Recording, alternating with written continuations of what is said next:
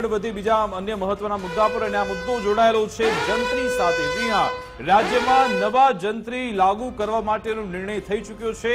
1 April 2025 થી આ નવા જંત્રી દર લાગુ થવાના છે કે તે પહેલા જે પ્રતિભાવ મંગાવવામાં આવે છે તેને લઈ ઘણા બધા કશ્મકશ સર્જાયેલી છે અને ઘણા બધો વિરોધ થઈ રહ્યો છે। એ પછી બિલ્ડર લોબી હોય, ડેવલપર્સ હોય, વાંધા સૂચન રજૂ કરવા માટે સરકારે હવે 1 માસનો સમય માંગ્યો છે। લગભગ વર્ષ 2011-12માં આ જંત્રી દર હતા અને તેને હવે ડબલ કરવામાં આવી રહ્યા છે તેવો દાવો છે। અહીંયા બિલ્ડર્સ ડેવલપર એ કહી રહ્યા છે કે તમે 1-1.5 વર્ષ સર્વે માટે લો છો ને પછી આ વાંધા સૂચન માટે તમે ફક્ત 1 જ મહિનો આપો છો અને જો આ જંત્રી દર લાગુ થઈ ગયો તો પછી આ લોકો પોતાનું ઘર ખરીદી નહીં શકે, આના ભાવ ડબલ ટ્રિપલ થઈ જવાના છે।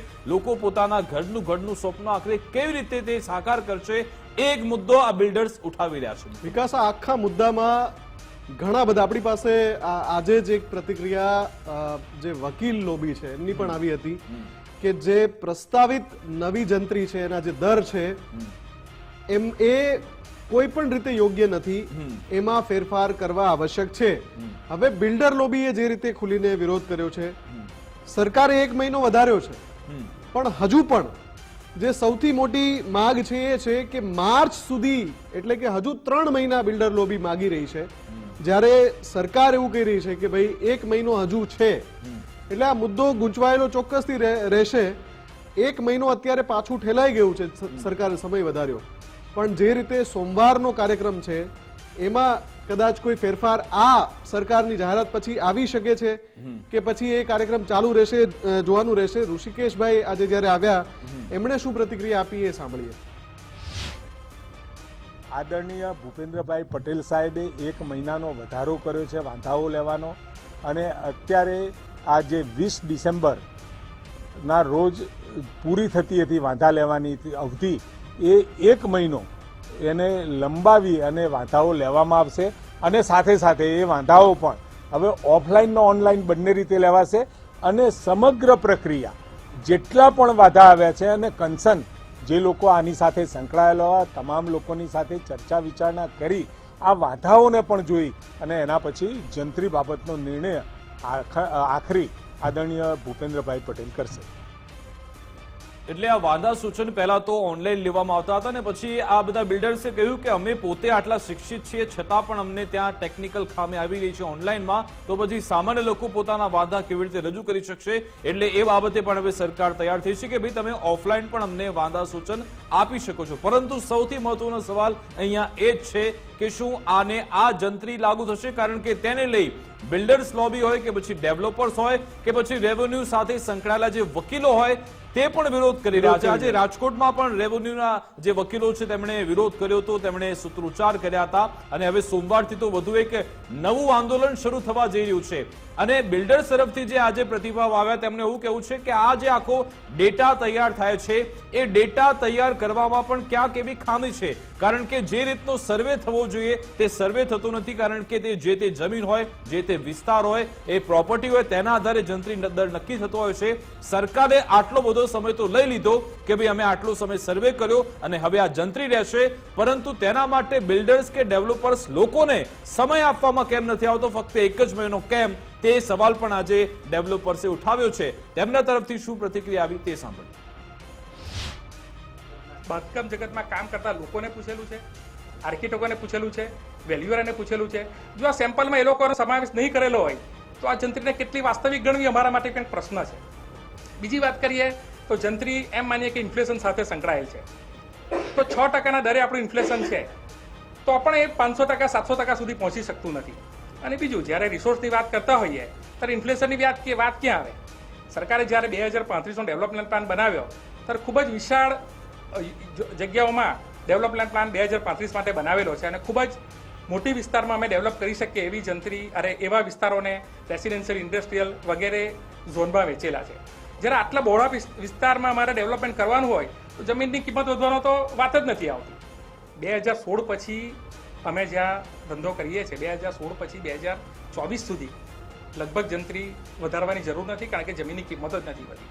2016ના ભાવો જીએસટી હોય કે અલગ અલગ પ્રકારની સરકારના પ્રયોજનને કારણે કદી જમીનમાં વધારો થયો નથી, ને આજે પણ એ જ ભાવ છે।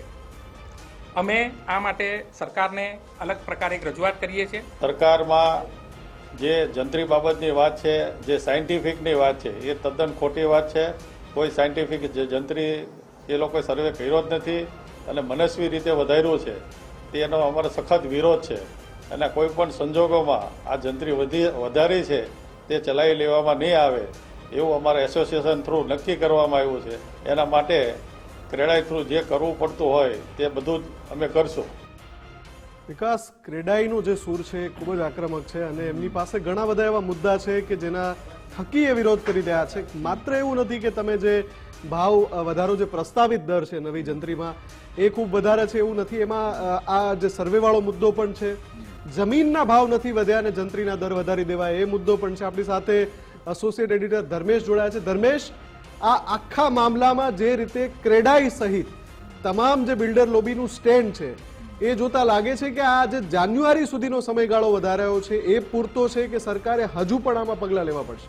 મુફદ્દલ, જંત્રીના ભાવ વધારાથી જે કચવાટ બિલ્ડર લોબીમાં થયો છે, રિયલ એસ્ટેટ એટલે કોરોના પછી જે તેજી આવી છે રિયલ એસ્ટેટમાં, પછી અમદાવાદ હોય, દક્ષિણ ગુજરાતનું સુરત હોય કે સૌરાષ્ટ્રનું રાજકોટ હોય કે જુનાગઢ હોય, તમામ મહાનગરોમાં એટલે 40થી વધુ મહાનગરોમાં બિલ્ડરોનો જે કચવાટ છે એમાં આજે રાજ્ય સરકારના પ્રવક્તાએ જાન્યુઆરી સુધી વાંધા સૂચનો રજૂ કરવાની મુદત લંબાવી છે. પણ હમણાં જ ક્રેડાઈના જે અગ્રણી છે એની સાથે ગુજરાત ફર્સ્ટ સાથે હમણાં જે વાતચીત કરી એમાં સૂત્રો એવું કહી રહ્યા છે કે અમારા માટે તો હજી માર્ચ સુધી આ વાંધા સૂચનો લંબાવવા જોઈએ, કારણ કે જેમ જંત્રીના દર નક્કી કરવામાં એ લોકોએ સરકારે પણ જો સમય રાખ્યો હતો તો અમારા વાંધા સૂચન રજૂ કરવા માત્ર 1 મહિનો કે 2 મહિના એવું કેમ? અને બીજી મહત્વની વાત એ કરી કે જમીનના ભાવ વધ્યા નથી તો જંત્રીના ભાવમાં વધારો કેમ? રાજકોટનો એક રોણકી વિસ્તાર છે, એ વિસ્તારનું 2000ના સીધા જ 60,000 થઈ ગયું, 40,000 થઈ ગયો જંત્રીનો નવો ભાવ. આ એક કચવાટ છે અને એને કારણે સોમવારનું જે લગભગ રાજકોટ સહિત તમામ મહાનગરોમાં જે રેલી સહિત આવેદનપત્ર આપવાનો કાર્યક્રમ છે, બિલ્ડર લોબી, રિયલ એસ્ટેટના જમીનના જે દલાલો હોય, જે જમીનના જંત્રીનું કામ કરતા હોય વકીલો સહિતનો જે કાર્યક્રમ યથાવત છે. અને હવે માગણી એક જ છે કે પ્રવક્તાએ ભલે જાન્યુઆરી સુધી કીધું પણ માર્ચ સુધી આ વાંધા સૂચનો મળવા માટે લંબાવવાનો સમય સરકારે નક્કી કરવો જોઈએ. બીજું ધર્મેશ, સવાલ એ પણ છે કે છેલ્લે 2011-12માં જંત્રીના દર બદલાયા હતા, પરંતુ છેલ્લે વિજય રૂપાણી સરકારે પણ આ દર બદલવાનું નક્કી તેમણે નિર્ધારિત કર્યું હતું, પરંતુ પછી પગલું પાછળ લીધું.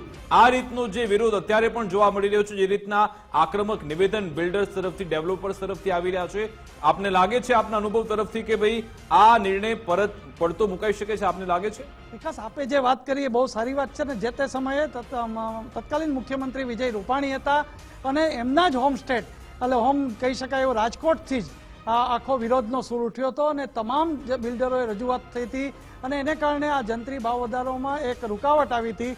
હવે જોવાનું એ છે કે બિલ્ડરો છે એ મોટે ભાગે શહેરના વસ્તી અને વિસ્તારની દ્રષ્ટિએ વિકાસમાં મદદરૂપ થતા હોય પ્રોજેક્ટને લઈને, ત્યારે મને એમ લાગે છે કે રાજ્ય સરકાર હજી આ મુદત વધારે એવી શક્યતા દેખાય છે.